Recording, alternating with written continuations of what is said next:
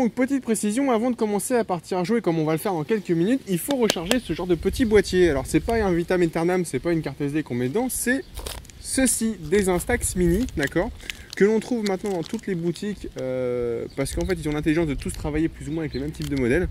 Donc, on en trouve à Boulanger, à Darty, chez Amazon, sur Internet aussi. Après, j'ai pas encore testé la qualité. Là, je vais mettre des Instax Mini de chez Fuji directement. Donc on ouvre le boîtier, évidemment on fait attention à ce qu'il n'y ait plus de pellicule dedans. Il y a un petit indicateur que j'ai pas précisé tout à l'heure dans l'œilleton, d'accord, dans la LED vous pouvez voir combien il vous reste de déclenchement avant de recharger. Donc, hop, on retire la cartouche précédente. Donc là vous voyez que c'est de la haute technologie et c'est hyper simple. Il y a un petit marqueur jaune ici, à l'intérieur.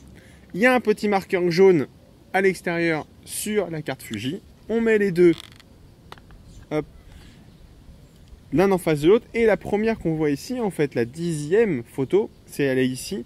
C'est tout simplement pour protéger les cartouches qui sont dedans, tout simplement. Donc on le rentre comme ça. La partie où il n'y a pas le marqueur en premier, on pousse, on ferme. Et la technologie faisant le reste, il n'y a plus qu'à réaliser nos photos et on part tout de suite photographier des poules. Donc on y va pour cette présentation du Lomo Instant. Donc on est en extérieur, il fait très beau et on sort avec ce petit boîtier, un petit quand même assez balèze parce que si je le mets au visage ça fait quelque chose comme ça. Et du coup on va vous présenter, enfin je vais vous présenter comment il fonctionne et les boutons qu'on peut trouver dessus. Alors on va avoir le bouton le plus important qui est finalement devant, qui est le déclencheur, qui va nous permettre de déclencher la prise de vue. Ensuite on va avoir en dessous deux petits curseurs, d'accord, donc qui sont à placer en fonction de ce qu'on veut. On va avoir pour l'allumer tout simplement, soit on va passer en mode C qu'ils appellent créatif, d'accord, soit on va passer en mode C avec flash, pas mal utile quand on va utiliser les photos en extérieur. Vous ne le voyez pas, mais en fait il y a une pomme qui vient de tomber sur l'appareil photo. Après on a le mode A qui veut dire automatique. Et on a le mode éteint ou allumé, évidemment, pour mettre sous tension ou pas le boîtier. On va avoir un autre bouton sur le côté qui est N et B, donc qui se trouve ici. Je vais zoomer un peu, voilà, boum, qui se trouve sur le côté ici, qui va vous permettre de définir la vitesse. Donc c'est très simple. N, c'est 1/125e. Et B, c'est pour le mode pause au choix de l'utilisateur. Hein, c'est le mode bulb, d'accord. Alors bulb, blurb, hein, c'est la même chose pour moi. C'est le mode où c'est vous qui décidez le temps d'exposition que vous allez mettre sur votre caméra. Évidemment, si vous utilisez ce genre de mode, il vaut mieux utiliser un trépied parce que, à moins que vous soyez extrêmement fort pour résister au vent et au tremblement de vos muscles, dépasser une seconde, votre photo va devenir forcément floue. Et vous allez voir qu'avec Lomo, ça peut aller très vite, une photo qui devient floue. On continue avec sur le côté maintenant deux petites molettes. La première qui va nous permettre de définir la distance optique entre le capteur, la pellicule et l'optique, d'accord? Donc 0,4 à 0,90 mètres, il faut que votre sujet soit dans 40 à 90 cm de vous. Dépasser 90 cm, ça sera flou. En dessous, ça sera flou. Donc il faut vraiment être dans ce parc-là. Et vous avez l'autre mode qui concerne le mode 1 mètre à l'infini. Donc ça rappelle un petit peu ce qu'on avait sur les jetables à l'époque où on pouvait avoir de 1 mètre à l'infini. Tout était net. C'était hyper pratique quand on était gosse pour faire des photos en colonie de vacances. À côté de ça, on a le mode MX, d'accord. Alors mix, ça veut dire, ça permet en fait, il y a une optique faite pour ça chez Lomo qui est géniale, qui va vous permettre d'avoir plusieurs expositions. Donc quand vous mettez en mode standard, vous faites une photo, vous restez en mode classique, d'accord, ça fera photo par photo. Et le mode MX, ça va vous permettre de déclencher quasiment à l'infini, un nombre incalculable de fois donc, et les imprimer une seule fois sur un Instax, on va voir après, et ça va vous permettre de créer des photos créatives. Alors, j'en ai pas là tout de suite, mais je vous montre après ce qu'on pense, on peut l'utiliser tout simplement. Sur le devant, on va trouver trois choses vitales évidemment chez Lomo. C'est la première chose, c'est ce petit miroir qu'on voit ici, qui n'est pas un miroir pour faire joli, c'est un miroir pour faire des selfies tout simplement. C'est hyper pratique en fait, et c'est un peu le principe, on retrouve vraiment le principe de Lomo là-dedans, c'est que la petite pastille en argent vous permet de vous voir, pas à travers l'optique, mais à travers cette pastille, et de faire des selfies plus ou moins bien cadrés. Si vous avez comme moi l'objectif grand angle, évidemment, à un moment, la pastille, on la voit plus vraiment quand on fait un selfie, parce que tout simplement, l'objectif est tellement grand que ça couvre la pastille en argent. On va avoir un flash intégré, évidemment, que l'on va pouvoir utiliser avec des gélatines qui sont fournies. Donc encore une fois, on va pouvoir pousser la création et s'amuser à faire des photos décalées. Hein. C'est vraiment l'image qu'il faut retenir de Lomo, c'est des photos fun et décalées. Donc on va pouvoir s'amuser à ça. Et il y a ici, alors évidemment, hein, là on parle de tout en manuel. Hein. Ensuite, petite monnaie pratique dessus. Alors encore une fois, un Lomo, c'est pas de l'automatique, c'est pas lui qui va faire la photo à votre place, c'est à vous de régler correctement votre boîtier avant la prise de vue. Vous avez une molette de correction d'exposition. Céline l'appelle plutôt le sélectionneur d'ouverture. Moi, je vais l'appeler le correcteur d'expo parce que c'est avec des chiffres, hein, plus 2, moins 2, plus 1, moins 1. Donc si vous êtes en mode au milieu, et ben vous êtes à F16 tout simplement. Si vous êtes à moins 2, vous êtes à F32, d'accord, donc là on est très loin. Et si vous êtes à plus 2, vous êtes à F8. Alors je ne vous cache pas que quand on a fait nos tests, on a beaucoup navigué entre F8 et F16. F32, il y a eu du beau temps, mais il faut quand même pas déconner. Ah oui, dernière précision, parce que forcément, il fallait que j'en parle. Il y a un œilleton dessus, mais alors c'est pas du tout le principe du truc. Faites comme s'il n'y en avait pas, c'est vachement plus simple. Parce que ça sert à rien, c'est pas une visée. Il est là, il fonctionne, il fait le job, mais il cadre pas du tout comme prévu. Et encore une fois, ça reste des photos hyper sympas et c'est peut-être grâce à ça qu'on s'est bien marré à l'utiliser. Ensuite, pour terminer la partie optique, nous avons un 70-200 f2.8 motorisé et stabilisé. Non, je déconne. On a tout simplement des objectifs à visser, d'accord? Et alors, on en a 3 dans le kit du Lomo Instant. En fait, 4 pour être précis.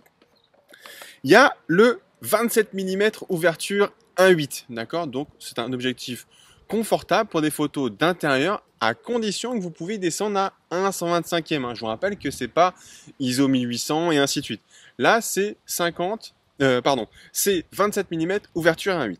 Ensuite, on a un fisheye 170 degrés. Ça fait les fameuses photos qu'on voit de chez Lomo avec énorme rond et quelqu'un au milieu, ou en tout cas on a essayé d'y mettre quelqu'un, mais les bords noirs, c'est cet objectif-là, d'accord, 170 mm, c'est plutôt marrant à utiliser, et ça vient se visser, hein, tout simplement, d'accord, il n'y a pas de baïonnette, enfin si, il y a une baïonnette finalement, ça vient se visser tout simplement, hop, sur l'objectif qui est fixé en premier lieu dessus. Ensuite, on a l'objectif portrait, donc c'est l'objectif qui va nous permettre de faire des portraits plutôt corrects, sans trop de déformation optique, mais voilà, ça reste un objectif hyper confortable, donc c'est un 35 mm, ça équivaut à un 35 mm, c'est ce qui est marqué dessus. Voilà à quoi il ressemble par rapport au fisheye, hop, voilà. C'est plutôt 2 optiques sympas. Donc, ceux qui font de la macro-photographie ne pourront pas me dire que ça ne marche pas avec le Lomo, parce qu'il y a une optique pour ça, qui est un objectif macro, qui nous permet de faire une mise au point, en tout cas une zone de netteté de 10 à 15 cm. Alors je profite aussi de cette occasion-là pour rappeler le prix des Instax Mini, d'accord? Ça ne vaut pas 50 centimes, ça vaut quelque chose comme 13 € pour 10 à 9 clichés. Nous, pour le coup, la première Instax qu'on a mis dedans, on n'a eu que 9 clichés, parce que je pense qu'ils considèrent que la première photo n'est pas en fait une photo, c'est juste pour dégager la cartouche et exposer les premiers films. Donc 13 € de l'Instax Mini, faire de la macro, faut vraiment être sûr de son coup quand même. Hein. On continue dans la partie optique avec un objectif qui a tout réuni, l'homographie dans à peu près ceci. C'est-à-dire que c'est un objectif, c'est le Splitzer, d'accord, qui va vous permettre, et c'est ce qu'on disait tout à l'heure avec le mode MX, de réaliser une seule photo imprimée avec 3, 4, 5 photos déclenchées. Alors, c'est vraiment la magie de l'argentique, c'est qu'on peut s'amuser à créer des effets comme ça.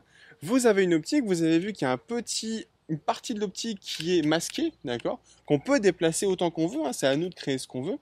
Et ensuite, on peut y venir y rajouter, voilà, par exemple, supposons, et on va vous montrer tout à l'heure comment on fait, on veut créer 4 photos, premier cas, un petit peu comme le Trivial Poursuite, premier morceau de camembert, on fait une photo, on ouvre, hop là, on ouvre après je vais le faire comme ça, ce sera plus simple. Voilà. On ouvre un petit peu plus le camembert. Après, on déplace la partie noire. Comme ça. Et après, on arrive à avoir 4 photos, mais qu'une seule imprimée. Et ça peut créer des effets plutôt très sympathiques. On vous montre ça juste après. Pour vous aider dans l'appréhension d'un boîtier Lomo, il y a quand même un truc qui est vachement pratique dedans. C'est une série de cartes. Je vais la mettre dans le bon sens, ce sera vachement mieux. Une série de cartes qui se représentent un petit peu comme un jeu de cartes machin, qui garde la format de l'Instax, hein, d'accord? Donc c'est exactement ce format-là que vous aurez à la sortie des Instax Mini. Et ils vont vous donner des astuces pour réaliser vos photos. Alors évidemment c'est en anglais, c'est de l'anglais très abordable. Pourquoi? Parce qu'en bas de chaque carte, ici, vous avez tout simplement un récapitulatif de ce qu'il faut faire. Donc, typiquement, si je veux arriver à ce rendu-là, il faut que je me mette en mode A, que je mette le flash à on, que je sois en mode aperture, vous savez, F16, donc celle A, en shutter N, d'accord, tout simplement, et en MX off, évidemment, parce que si vous regardez bien, il n'y a qu'une seule photo pour un seul Instax. Si maintenant je prends un autre exemple, alors je vais essayer d'en chercher un rapidement, voilà, tiens, un petit effet créatif, voilà. Petit effet créatif, cette jeune demoiselle est sur un fond où je pense qu'il y a du, voilà, multi-exposition, évidemment. Alors voilà ce que ça peut donner par exemple, hein. C'est pas les nôtres, on vous montrera après les nôtres. Mais là pour le coup, c'est mode A toujours, flash on évidemment, correction d'exposition -1, et shutter on par contre MX à oui, ça veut dire qu'il y a 2 photos qui ont été prises, voire même plus, pour créer cet effet-là.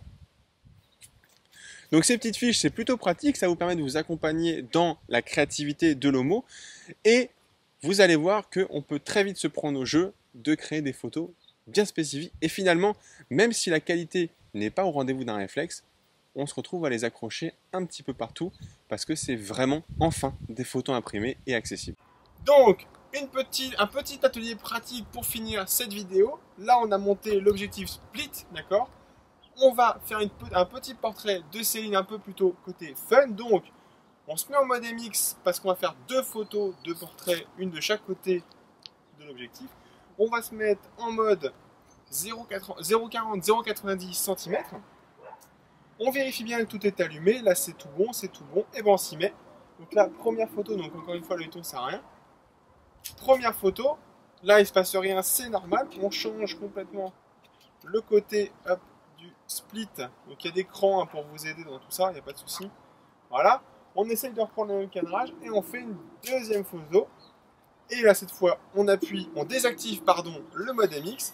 Là il y a une petite photo qui sort, qui contient donc nos 2 expositions, d'accord, avec Céline à droite, Céline à gauche, et il va falloir juste laisser développer.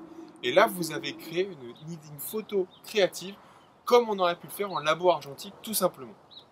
Alors maintenant qu'on a vu comment on faisait quelques prises de vue et quelques exemples justement qu'on peut faire avec des Lomo, alors on va parler un peu des erreurs qu'on peut faire. Alors ça arrive très vite de faire des photos complètement trop sombres ou complètement surexposées. Donc au début il faut se régler un petit peu. On va dire que les 5-10 premières photos intaxes, vous pouvez les mettre carrément à la poubelle. C'est un coup de main à prendre, c'est des habitudes à prendre. C'est comme finalement les réflexes ou les argentiques avant. Il faut juste trouver ces bons réglages. Autre erreur qui peut nous arriver et qui m'est arrivée ce matin, c'est oublier tout simplement que j'avais mis l'objectif split, donc avoir que la moitié qui était exposée, et de faire la photo, ce qui fait que du coup j'ai bien une partie de la photo et l'autre partie qui est complètement noire, et ma photo bien sûr qui est sortie de l'appareil. Au niveau des prix, donc c'est le moment d'en parler, de ce Lomo Instant, il est proposé à partir de 99 € en noir et en blanc avec un seul objectif. Si vous voulez le kit avec les 3 objets, c'est, il me semble, à 129 €. Et on peut rajouter ensuite ce petit spilt justement qui est à proposer à 14,90 €. Si vous voulez une lanière, c'est dommage, elle n'est pas inclue dans le prix. Il faut rajouter également 9,90 €. Il y a des versions également bleues, il y a des versions un petit peu spéciales. Également avec du cuir, avec une vingtaine d'euros en plus, il me semble. Voilà, donc c'est l'occasion de s'amuser. Les petits Instax sont vraiment super sympas, on peut les mettre partout. Et ça fait vraiment, on retrouve le côté du papier, c'est vraiment génial.